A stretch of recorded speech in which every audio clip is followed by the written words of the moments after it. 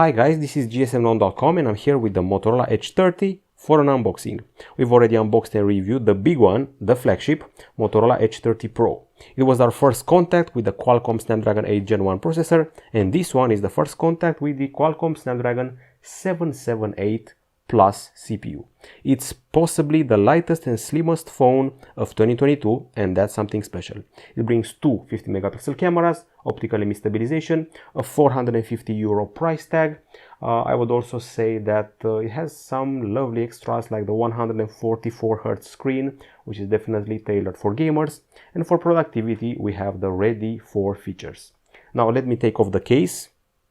By the way, we're getting a bundle case, and that's not the only thing we're getting bundled here.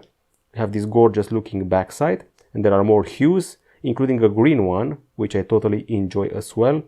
Very slim, I have to say, and the feeling you get in your hand is like the first generations of the Galaxy Note. That's the vibe I'm getting here. Let's put it on the side for a minute, as well as the case, and see what's inside the box.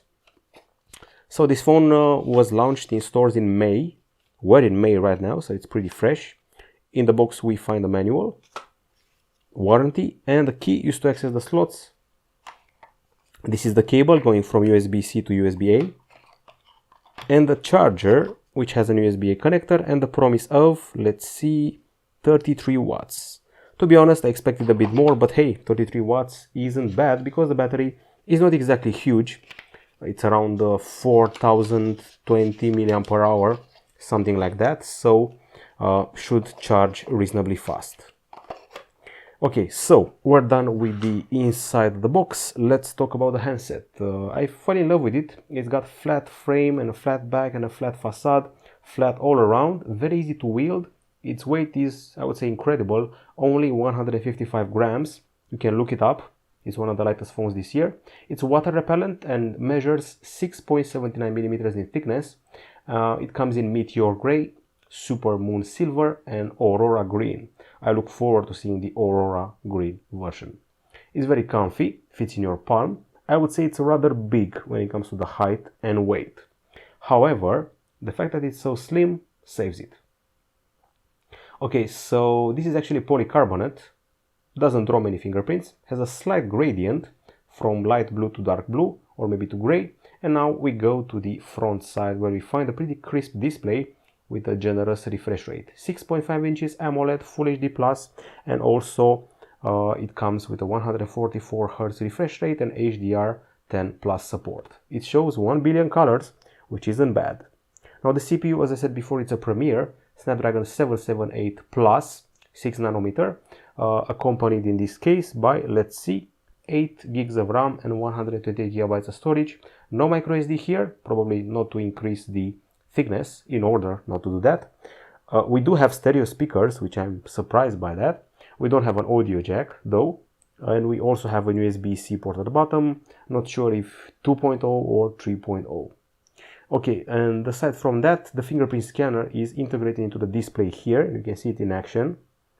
Okay, and as I said before, the battery is a 4020 mAh unit with 33 watt charging, while as far as the connectivity is concerned, the device provides you with 5G as well as Wi-Fi 6. Some even say Wi-Fi 6E.